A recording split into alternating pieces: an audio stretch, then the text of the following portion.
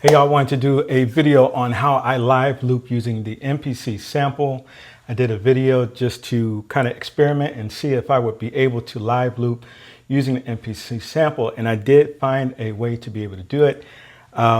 It's not the best, and hopefully there'll be some improvements that'll make it more of a solid type of workflow, but it is definitely possible. So I'm gonna walk you through how to do this. First things first, you wanna make sure the MPC Sample is set up for recording from whatever your source is, whether it's your USB or it's your physical input. So make sure those are set.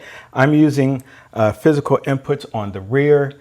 This is coming from a mixer where all of my instruments are plugged into, and so that's what I'm using to sample. The next thing you're going to want to do is set up a sequence, and then so that all the pads that you're going to be recording into, they are recorded as note ons at the very beginning of the sequence. So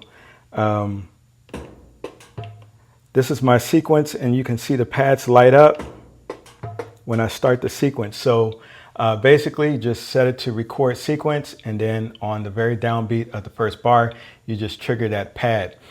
This makes it so that when your sequence loops through, it's going to re-trigger the pad that you recorded into on every, downbeat of the first bar whenever the sequence loops around. All right. The next thing you're going to want to do is go into sample record mode, and you want to make sure that when you're recording that it is set not to free time, but to sequence. So what that does is two things. It defines the length of your loop as being the same length as your sequence. And then it also allows you, while the sequence is rolling, it'll wait for the sequence to restart before it starts recording. Instead of doing a threshold record, it'll wait until the start of the sequence to record into the loop or record onto the pad. So this kind of gives you time to trigger the pad. Hey, I want to trigger this pad to record.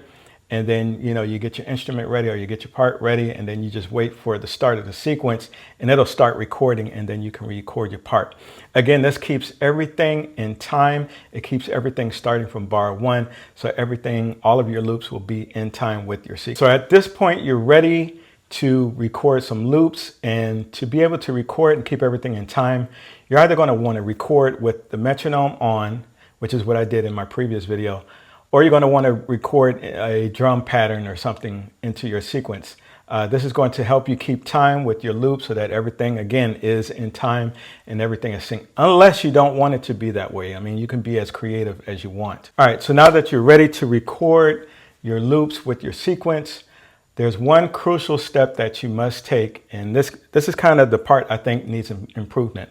So before the sequence ends while you're recording, you're going to want to trigger that pad again to get out of record.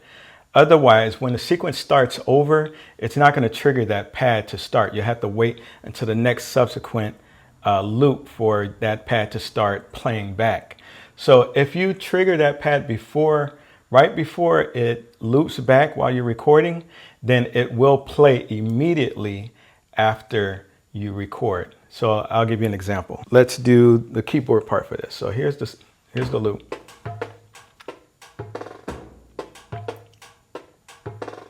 And then I'm in sample record, so I'm going to tap a pad.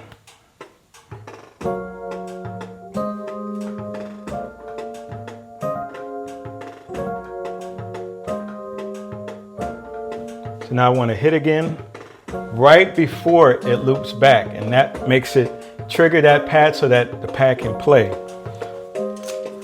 So let's just try another instrument.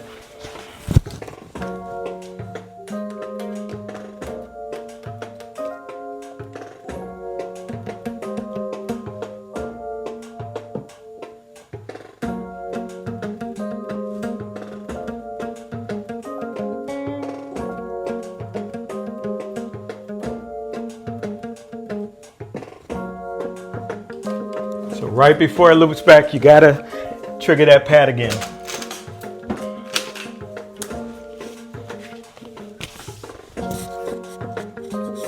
So you can do this for any number of pads, as long as you have it set for the sequence to trigger that pad. at the very beginning.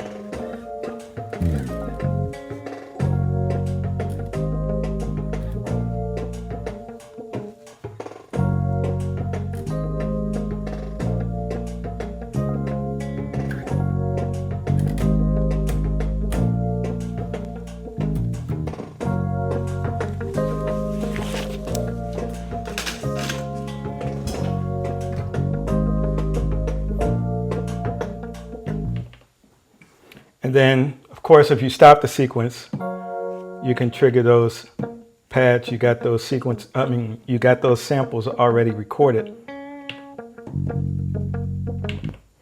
And you can manipulate them however you want. So that's pretty much how I'm live looping now. I'm hoping there'll be an update in the future that allows for MIDI controllers to be able to send MIDI through the USB.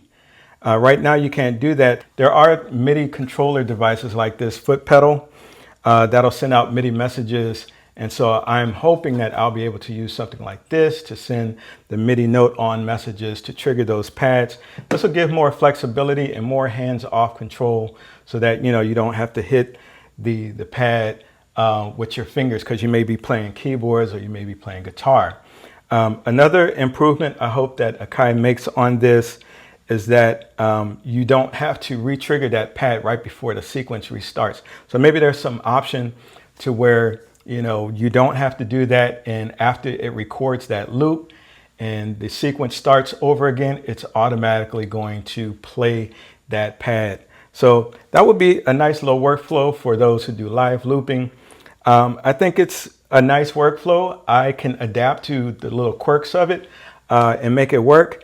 I'm looking forward to also incorporating this into my Loopy Pro setup. So look for videos on that as well. And, I think the MPC Sample is a nice little device, very handy. It's very easy to use. And to me, it was very, very intuitive. So I hope you enjoyed this video. Let me know if y'all have any questions on this process and how I have things set up. And then also visit my affiliate links. I have affiliate links down below. If you're looking for gear, you can check out my Sweetwater affiliate link below, as well as a direct link to the MPC Sample if you're interested in purchasing that. And again, subscribe. Thanks for following. I appreciate all of you all, and I'm gonna see y'all in the next video.